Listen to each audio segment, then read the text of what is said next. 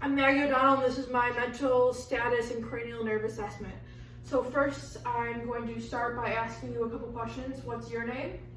Tim O'Donnell. What's my name? Margaret O'Donnell. Why are you here? For an assessment. Who's the president? Donald J. Trump. What year is it? 2020. Okay, for that I see that he is alert and oriented to who he is, the time, place, situation. I see that his behavior is normal, he's awake, he's alert, his speech is good. Can you recall what you've eaten today? Yes. I had a protein shake in the morning, which had blueberries, banana, yogurt, and almond milk. Then I had 3 eggs at about 10 o'clock. And then I had a salad, some chicken slices, a slice of cheese, an avocado. Then I had some carrots, I had some yogurt, and then I had a couple apples and a couple cheese sticks. And then I had some sweet potato fries. So that shows that his recent memory is intact. Can you tell me what your anniversary date is? Wedding anniversary? Yes. November 16th, 1996. And then can you tell me what your youngest child's birthday is? April 21st, 1999. Okay, so that shows that his remote memory is also intact. So I'm going to ask you a series of questions that are screening for anxiety, depression, and suicide. You're going to answer them with never, most days, and every day. So in the last 2 weeks, have you ever worried so much that you couldn't stop worrying? Never. And then in the last 2 weeks, have you felt so blue that you couldn't function? Never. In the last 2 weeks, have you not enjoyed activities that you usually enjoy? Never. In the last 2 weeks, have you had any suicidal ideations? Never. And in the last 2 weeks, have you had any thoughts of hurting yourself? Never. Okay, because he answered never for all of them, that means he screened negative for anxiety, depression, and suicide, which means I don't need to ask any further questions. Next, I'm going to test your cranial nerves. So first, we're going to start with cranial nerve 2. And for cranial nerve 2, first we would do is the Snellen chart for the visuality test because we don't have that here. We're going to say that his vision is 20/30, which means that he could see at 20 feet away what a normal person would be able to see at 30 feet away. Next, we're going to do the confrontation test, which is testing his peripheral vision, which is also for cranial nerve 2. So if you could just follow, if you can tell me when you see my finger. I see it. I see it. I see it. I see it. Okay. Could you cover one eye? Tell me when you see my finger. See it. See it. See it. See it. Cover the other eye. Tell me when you see my finger. See it. See it. See it. Okay.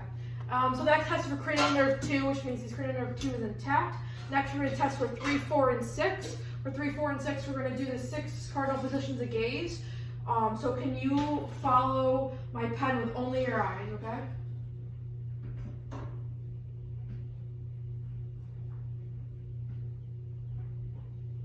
Okay, that was testing his extraocular muscles.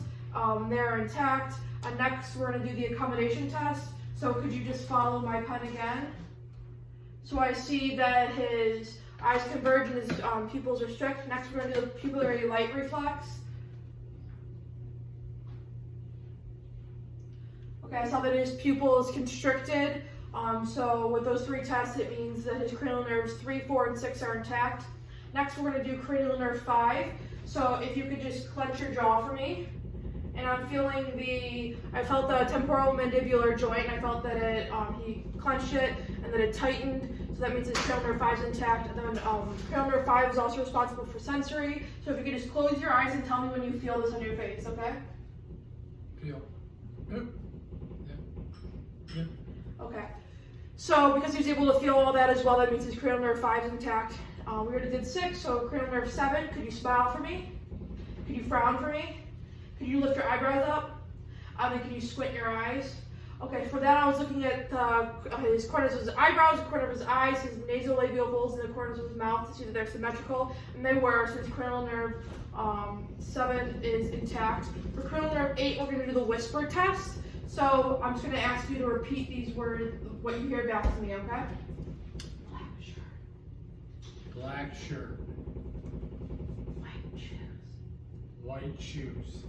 Okay, and he was able to repeat back the words that I said to him, so his cranial nerve 8 is intact. Next, we're going to test cranial nerve 9 and 10. So could you could you say for me? Say Ah.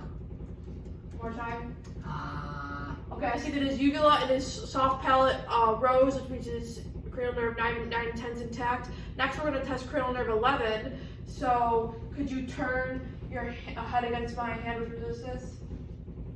And then can you shrug with resistance?